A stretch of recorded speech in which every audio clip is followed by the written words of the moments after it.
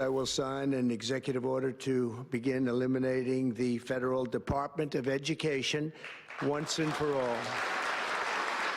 And it sounds strange, doesn't it? Department of Education, we're going to eliminate it, and everybody knows it's right. We're going to shut it down and shut it down as quickly as possible. It's doing us no good. That was President Donald Trump just a few weeks into his second term, vowing to dismantle the Department of Education. Our next guest argues in a new book that knowledge is power as educational institutions across the country face continued threats of cutbacks.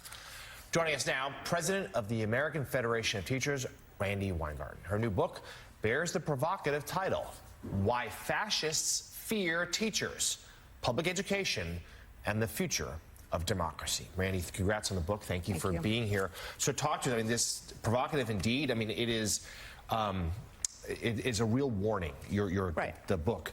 Tell us why this moment feels so fragile and important. So first, Jonathan, Mika, Joe, Rev, thank you for having me on. I wrote the book for two reasons. And remember, the books don't get written 2 days before they're produced. No. So, as you know.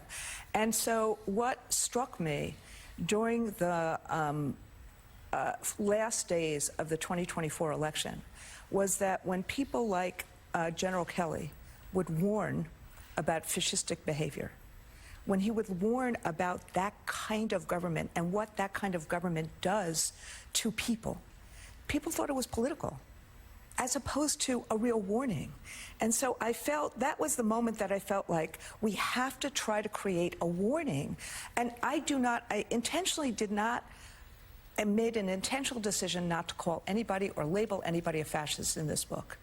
I describe fascistic behavior, authoritarian behavior, oligarchical behavior, as a teacher would. Look, I was an AP Gov teacher, a social studies teacher, before I was the president of the union. So I wanted to create a warning, and I think the last 3 weeks proved that warning right. And then the second piece is, I wanted to do, who are the heroes? Who are the antidote? Who are the hope agents? And their teachers. I mean, there is a reason why Putin said that wars are won by teachers. There is a reason why in Norway, when the Nazis took over Norway, that's why I'm wearing this paperclip. I wear two things now. The American flag, nobody can take patriotism away from me, and a paperclip. What did the teachers in Norway do when there was the Nazi occupation? They started wearing paperclips. Kids started wearing paperclips. Why? To bind people together as community. Education is power. Education is knowledge. Education overcomes the culture wars. Education creates empowerment and agency for kids.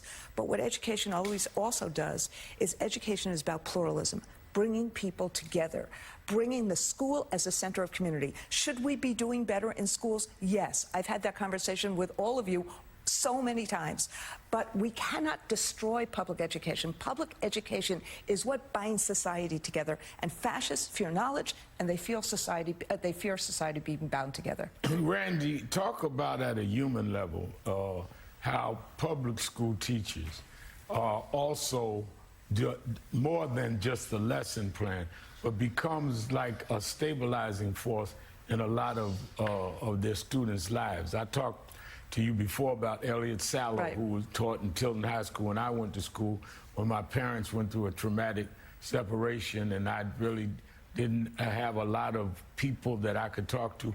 He would not only help me get through my homework, but we became like a big brother or a replacement for the father, bring me to the deli after school. Talk about the role of why we need public school teachers who are on the ground in communities that you can't afford parochial schools or private school teachers, how they play that role and how important it is, particularly now when we're facing affordability issues. So I actually try to not only talk about my own school experience. This is not an autobiography. This is about other teachers. But I talked about my experience in teaching at Clara Barton, where I had that with my kids. Clara Barton is in Brooklyn. Right. But I also talked about it in terms of my own experience and one of my teachers, Mr. Swift. But what I wanted to do here is talk about those teachers Rev. The Lillian Keys, the Ryan Richmonds, the Raphael Bahomes, the Abby Clements, the Lyndon Johnson as a teacher in the Hill Country. Lyndon Johnson would be turning around in his grave if he heard what Donald Trump had said about the Department of Education, because Lyndon Johnson understood from his teaching experience that if you have kids, and he had Mexican-American kids in the Hill Country who were coming to school without shoes, he took money out of his pocket to help kids, to feed kids. Teachers take money out of their pockets all the time to clothe kids. How many schools I've gone to where there's a clothing closet or a pantry? Because teachers understand the connection, and so do parents. And that's who teachers are. We are in locus parentis for kids during the school day. This is why we protect kids against ICE agents. Could you imagine if you were a parent? You have to believe that we are going to protect your kids when we have your kids. That's why we've said no more cell phones in schools, because we know what social media does. That's who teachers are to kids, and that's why overwhelmingly parents love their kids' teachers. We have, of course, in the audience, I'm sure every viewer has a story of a teacher who had an impact in their life, changed their lives. I certainly know I did across high school, college. So I think we all agree that the extraordinary job that teachers do and the extraordinary role they play. Let's get back to, though, the crisis in education that has been happening, unrolling for the past 20 years. It was expedited, of course, by COVID.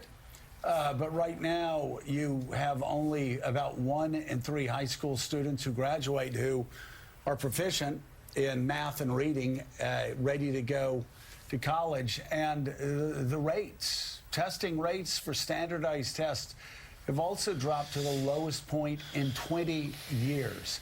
Why is it? Why do the trend lines keep going down? And how do we reverse this trend that has been happening with Republican and Democratic and Republican and Democratic and Republican presidents?